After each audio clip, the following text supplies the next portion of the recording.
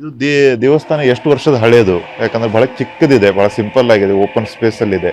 ಯಾಕಂದ್ರೆ ಇವೆಲ್ಲ ಬೇರೆ ಬೇರೆ ದೇವಸ್ಥಾನಗಳು ದೊಡ್ಡ ದೊಡ್ಡ ದೇವಸ್ಥಾನಗಳಲ್ಲಿ ನೋಡಿರ್ತೀವಿ, ಬಹಳ ಚಿಕ್ಕ ದೇವಸ್ಥಾನ ಹೇಳಿ.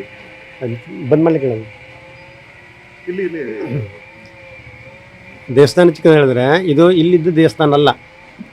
ನಾನು ಈಗ 2-3 ಊರಲ್ಲಿ ಇದ್ದೆ. ನಾನು ಆವಾಗಲಿತ್ತು ನನ್ನೊಟ್ಟಿಗೆ ಇತ್ತು ಅದು. ಆಮೇಲೆ ಅಲ್ಲಿಂದನೇ ನಾನು ಇದೊಂದು ಹುಟ್ಟಿದ ಊರು, ಅದಕ್ಕಾಗಿ ಇಲ್ಲಿ ಇರಲಿ ಅಂತೇಳಿ ಮಾಡ್ಕೊಂಡು ಹೋಯ್ತು ಮನೆಗೆ ಅಂತ ಮಾಡಿದೆ. ಅದು ಆಗಲಿಲ್ಲ ಹುಟ್ಟಿದ ಊರಲ್ಲಿ.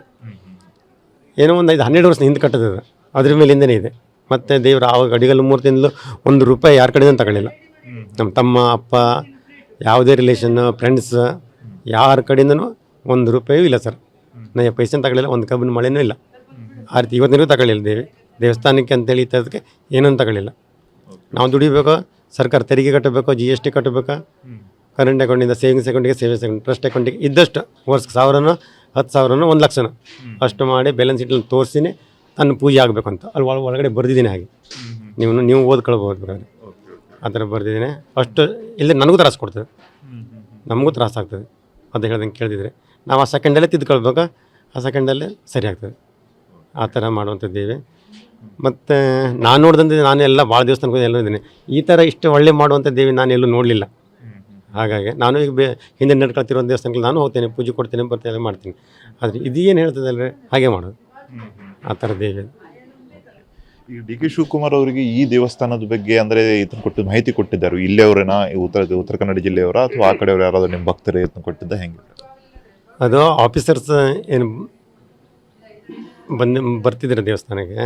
ಆಫೀಸರ್ಸ್ ಮುಖಾಂತರ ಹೈಯರ್ ಆಫೀಸರ್ಸ್ ಎಲ್ಲ ಬಂದವಾಗ ಅದು ಅವ್ರ ಆಪ್ತರಿಗೆಲ್ಲ ಗೊತ್ತಾಗಿ ಅವ್ರ ಆಪ್ತರು ಬಂದು ಕೇಳಿ ಆಮೇಲೆ ಸಾಹೇಬ್ರಿಗೆ ಅದರ ಬಗ್ಗೆ ಒಳ್ಳೇದಾಗೋದ್ರ ಬಗ್ಗೆ ಏನು ಕೇಳಿದ್ರು. ಅವರು ಯಾವಾಗ ಅವ್ರಿಗೆ ಕೇಳಿದಂತೆ ಪ್ರಶ್ನೆ ಕೊಟ್ಟಂತೆ ಆಯಿತು, ಆವಾಗ ಅವ್ರಿಗೆ ನಂಬಿಕೆ ಬಂತು. ಹಾಗಾಗಿ ಈ ದೇವಸ್ಥಾನಕ್ಕೆ ಬರಬೇಕಂತ ಎಷ್ಟು ದಿವಸದಿಂದ, ಅಂದರೆ ಈಗ ಸಡನ್ ಆಗಿ ಏನಾದರೂ ಪ್ಲ್ಯಾನ್ ಮಾಡಿದ್ರೆ ಅಥವಾ ಒಂದು 2-3 ತಿಂಗಳಿಂದ ಏನಾದರೂ ಪ್ಲ್ಯಾನ್ ಮಾಡ್ತಾ ಇದ್ರ ಅವರು? ಈ ಕಡೆ ಅವರ ಪ್ರತಿ ಸಲನೂ ಪ್ರತಿ ತಿಂಗಳದಲ್ಲೂ ಅವ್ರಿಗೆ ಬರಬೇಕು ಅನ್ನಿಸ್ತದೆ. ಅವರಿಗೆ ಫೋನ್ ಮಾಡ್ತಾರೆ, ಮಾತಾಡ್ತಾರೆ. ಆದರೆ ನೇರ ಸಂಪರ್ಕ ಇಟ್ಕೊಂಡಿದ್ದೀನಿ ನಾನು, ಮತ್ತು ಬೇರೆ ಯಾರಿಂದಲೂ ಸಂಪರ್ಕ ಇದಲ್ಲ ಇದು. ಹಾಗೆ ಅವ್ರಿಗೆ ನಿಮ್ಮದೇ ದೇವಸ್ಥಾನ ನೀವು ಯಾವಾಗ ಬೇಕಾದರೂ ಬರಲಿ ಕಡಿಲ್ಲ ಅಂತ ಹೇಳಿದ್ದೀನಿ ನಾನು. ಯಾಕೆಂದ್ರೆ ದೇವಿ ಅಷ್ಟು ಅವರಿಗೆ ಇದೆ ಗೊತ್ತಾಗ್ತದೆ ನಮಗೆ, ಇಲ್ಲಿ ಅಷ್ಟು ಇದಿದೆ. ಅದಕ್ಕಾಗಿ ದೇವಿ ಒಂದು ಸಂಬಂಧದ ಮೇಲೆ ಅಷ್ಟು ಚೆಲುವು ಇರೋದ್ರಿಂದ ಯಾವಾಗ ಬರೀ ಏನಿಲ್ಲ, ಒಂದೇ ಪಕ್ಷಾತೀತವಾಗಲ್ಲ, ಪಕ್ಷವಾದಲ್ಲಿ ಇದಕ್ಕಾಗಲ್ಲ, ವ್ಯಕ್ತಿಗತವಾಗಿ ದೇವಿ ಹತ್ರ ಚೆನ್ನಾಗಿದ್ದಾರೆ ಅವರು. ಅದರ ಎಲ್ಲ ಪಕ್ಷದವರು ಇದ್ದಾರೆ ಮತ್ತು ದೇವಸ್ಥಾನಕ್ಕೆ. ಇಷ್ಟು ಇದರಿಂದ ದೇವಿ ಯಾರಿಗೂ ಮಾಡಲಿಲ್ಲ, ಮಾಡಿದ್ದನ್ನು ನಾನು ನೋಡಲಿಲ್ಲ. ನಾನೇ ಮಾಡೋದಲ್ರಿ, ನಂದೇ ಮನೆ ದೇವಿ ಇದೆ. ಹಾಗಾಗಿ ಅಂದರೆ DK ಶಿವಕುಮಾರ್ ಅಷ್ಟೇ ಅಲ್ಲ, ಬೇರೆ ಬೇರೆ ಹಿರಿಯ ನಾಯಕರು ಮತ್ತು ಆಫೀಸರ್ಸು ಕೂಡ ಬರ್ತಾರೆ ಇಲ್ಲಿ. ಅಲ್ಲ, ಭಕ್ತರು ಇರುವವರೇ ಆಫೀಸರ್ಸ್, ಮತ್ತು ಬೇರೆ ಯಾರೂ ಇಲ್ಲ. ಈಗ ಹೀಗೆ ಹೇಳುವಂಥದ್ದಲ್ಲ, ಇದು ದೇವಸ್ಥಾನದ ಮೇಲೆ ಎಲ್ಲರೂ ಬರುವಂಥದ್ದೇ. ಆದರೆ ನಮಗೆ ಭಾಳ ಜನ ಅನ್ಯಾಯ ಮಾಡಿದ್ದ, ಅಪಚಾರ ಮಾಡಿದ್ದ, ಸುಮ್ಮನೆ ಅಧಿಕಾರಿಗಳ ವರ್ಗ ತರಿಸ್ಕೊಟ್ಟಿದ್ದಂಥದ್ದು ಮತ್ತು ಏನೆಲ್ಲ ಮಾಡಿದ್ದರಿಂದ ಈ ದೇವಿ ಬರಲಿಕ್ಕೆ ಕಾರಣ ಆಯಿತು. ಈ ದೇವಿ ಬರಲಿಕ್ಕೆ ಕಾರಣವೇ ಡಿಪಾರ್ಟ್ಮೆಂಟ್ನವರು. ಹೀಗಾಗಿ ನನ್ನ ಹಿಂದಿನ ಜನ್ಮದಲ್ಲಿ ಇತ್ತು ಈ ದೇವಿ. ಇದು ನಾನು 5 ವರ್ಷ ಇರಬೇಕಂದ್ರಂದು ಮಾತಾಡ್ತಿತ್ತು. ಇದು ನನ್ನ ಮಗಳಿಗೆ 5 ವರ್ಷ, ಇವಳು ಹೊಟ್ಟೆಯಲ್ಲಿದ್ದಾವಾಗಲೇ ಸಾವಿರ ಬಂದದಾಗಿತ್ತು. 7 ತಿಂಗಳ ಇತ್ತು ಅವಾಗ. ಹಾಗಾಗಿ ಗಂಡು ಹುಟ್ಟುತ್ತದೆ, ಹೆಣ್ಣಂದ್ರೆ ಹೇಳ್ತಿದ್ದೆ. ನಾನು ಹೆಸರೇನು ಇಡಬೇಕು, ಯಾವ ರಾಶಿ ನಕ್ಷತ್ರದಲ್ಲಿ ಹುಡ್ತದೆ, ಯಾವ ಲಗ್ನದಲ್ಲಿ ಜನ ಆಗ್ತಾರೆ ಅಷ್ಟು ಹೇಳಿತ್ತು ತಾಯಿ. ನಾನು ಮೊದಲೇ ವಿದ್ವಾಂಸರಿಗೆ ತಿಳಿಸಿದ್ದೆ, ಹಾಗಲ್ಲ ಹೇಳಬಾರ್ದು, ಆಗೋದಿಲ್ಲ ಅಂತ ಹೇಳಿದ್ರು ನನಗೆ. ತಾಯಿ ಹೇಳಿದ್ರಲ್ಲೇ ಹೇಳಲಿಕ್ಕೆ ಏನು ಸಮಸ್ಯೆ ಇದೆ ಹೇಳುವಂಥದ್ದು ಹೇಳಿದೆ. ತಾಯಿ ಹೇಳಿದ್ರ ಬಗ್ಗೆ ನಾನು ಯಾರಾದರೂ ಹೇಳ್ತೀನಿ, ಸಾಹೇಬ್ರೇ ಬಂದರೂ ಹೇಳ್ತೀನಿ, ಪ್ರಧಾನಿಗಳು ಬಂದರೂ ಹೇಳ್ತೀನಿ, ನಾನು ಯಾವ ದೇಶ ಅಧ್ಯಕ್ಷರು ಬಂದರೂ ಹೇಳ್ತೀನಿ, ರಾಜರೋತ್ಸವವಾಗಿ. ಅದ್ರ ಬಗ್ಗೆ ನನಗೆ ಯಾವುದೇನು ದೇವಿಗಿಂತ ಯಾರು ದೊಡ್ಡವರಲ್ಲ. ಮತ್ತು 33 ಕೋಟಿ ದೇವತೆಗಳಿಂದ ಯಾವ ದೇವತೆಗಳಿಗೂ ಕೇಳಿದ್ರು ಈ ದೇವ್ರ ಬಗ್ಗೆ ಪ್ರಶ್ನೆ ಆಗೋದಿಲ್ಲ.